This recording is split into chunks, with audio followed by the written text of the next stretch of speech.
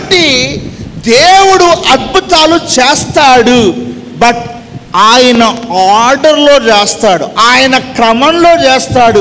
నీ జీవితంలో అద్భుతాలు కావాలి అంటే ఏంటి అనేది మీకు రాబోయే టైంలో మీకు చెప్తాను.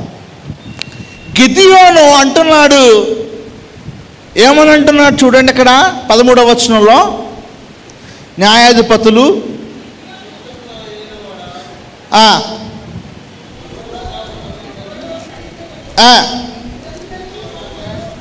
అంటే మీరు చదువుతున్నారు కానీ ఒక్కరు మైక్ ఉన్న చదివితే రికార్డింగ్లో స్పష్టంగా మైక్ ఉన్న చదవడం మంచి. చిత్తమున ఏలినవాడా యెహోవా మాకు తోడై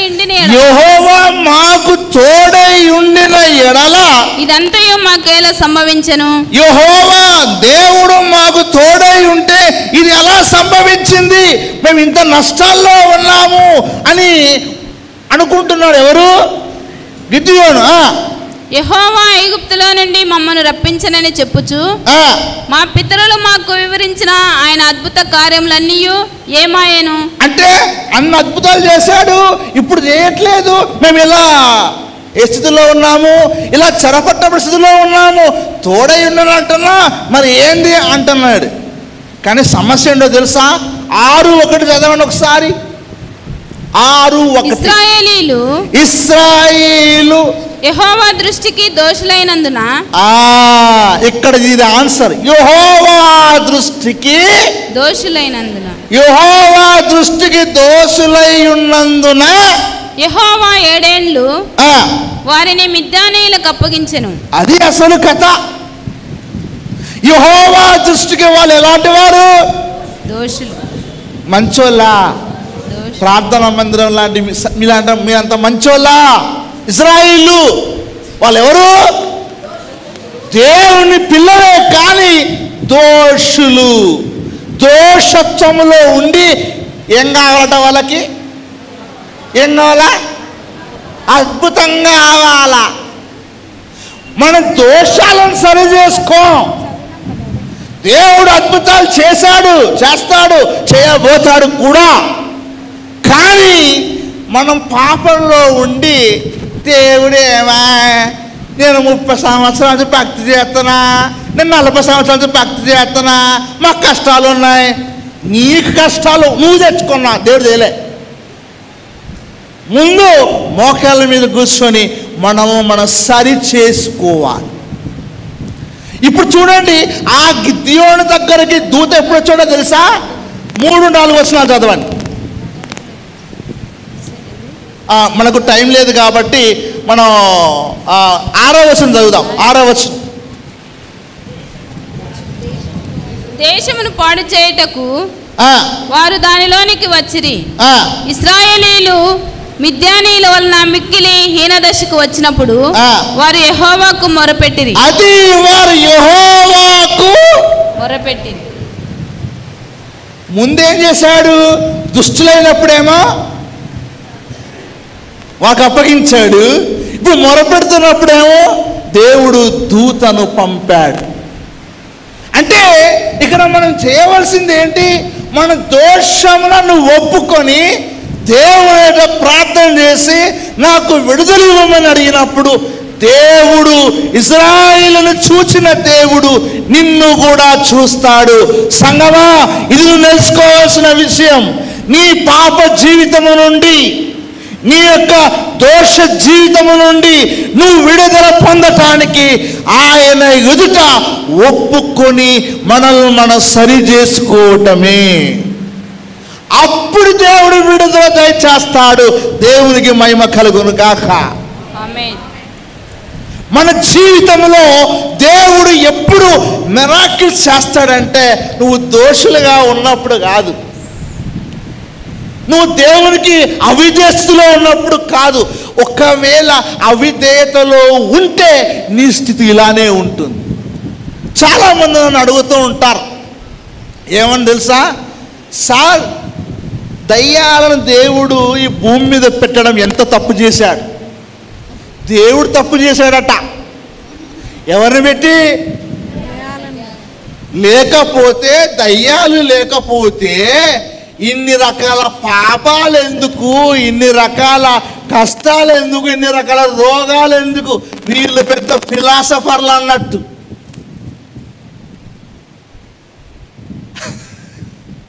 వాస్తవం ఏంటి తెలుసా?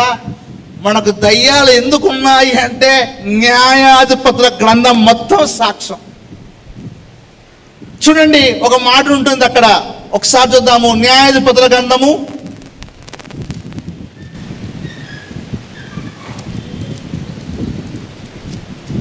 2వ అధ్యాయం 21వ.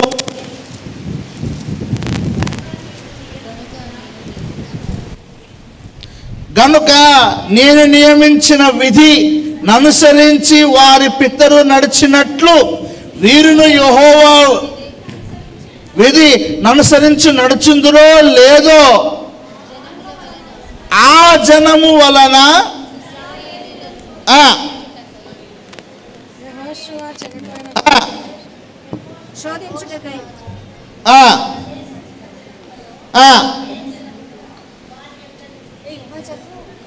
వెళ్ళగొట్టక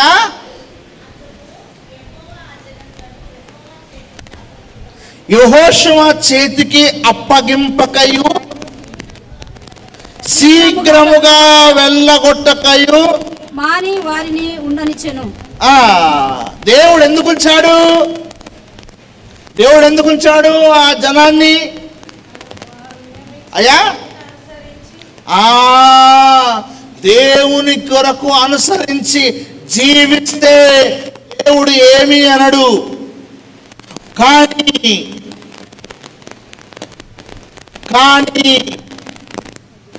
కానీ దేవుని కొరకు జీవించకుండా ఉంటే వీళ్ళంతా ఉరితాడవుతారు. ఎవరికి? ఇశ్రాయేలుకి. మిద్యానీయులు, అమోరీలు అందరూ ఉన్నారు కదా, వారిని అప్పగిస్తాడు. వీళ్ళు మంచుకుంటే వీళ్ళు వాళ్ళను జయిస్తారు. దయ్యాలు కూడా అంతే. దయ్యాలు ఎందుకు పెట్టాడంటే, నువ్వు తప్పు చేసినావు అనుకో, దయ్యాలు నీ మీద పడుతూ ఉంటాయి, నిన్ను వేధిస్తూ ఉంటాయి, నీ కష్టాలు పెడతా ఉంటాయి, నీ శ్రమలు పెడతా ఉంటాయి, అన్ని రకాల బాధలు చేస్తూ ఉంటాయి. కానీ నువ్వు పాపాన్ని వదిలిపెట్టుకొని దేవుని వాక్యానికి లోబడ్డావా, యేసు నామమున దయ్యమా వెళ్ళిపోదు. అంటే ఇప్పుడు దయ్యం ఉండడమా లేకపోవడం సమస్య కాదు, కానీ నువ్వు దేవునికి లోబడుతున్నావా లేదా అన్నదే అది. దయ్యాలు ఎందుకుంటే ఏంది, దయ్యాలు లేకపోతే ఏంది? ఓ పాప అంటుంది మొన్న ఈ మధ్య యూనివర్సిటీలో, సార్ దేవుడు అంత మంచోడే కానీ కొంచెం చిన్నగా దేవుని జ్ఞానం లేదు సార్ అని. ఏం పాప అన్నాను. దేవుడు ఏదైనా తోటలో ఆ చెట్టు పెట్టకపోతే చాలా మంచిగా ఉండు అన్నాడు. దేవుడు అంటే ఏదైనా తోటలో ఆ చెట్టు పెట్టకపోతే చాలా మంచిగా ఉండంట. నేను అన్నాను, సరే పాప నువ్వు చెప్పింది చాలా బాగానే ఉంది. పరలోకంలో ఏ చెట్టు ఉందని లూసిఫరు పాపం చేశాడు? పరలోకంలో ఏ చెట్టు ఉందని లూసిఫర్ పాపం చేశాడంటే అది పాయింటే అంది. అది కూడా పాయింటే అంది. అందుకే చెట్టు ఉందా చెట్టు లేదా అన్నది కాదు, దేవుని సార్వభౌమాధికారానికి మనము సంపూర్ణంగా లోబడాల్సిందే.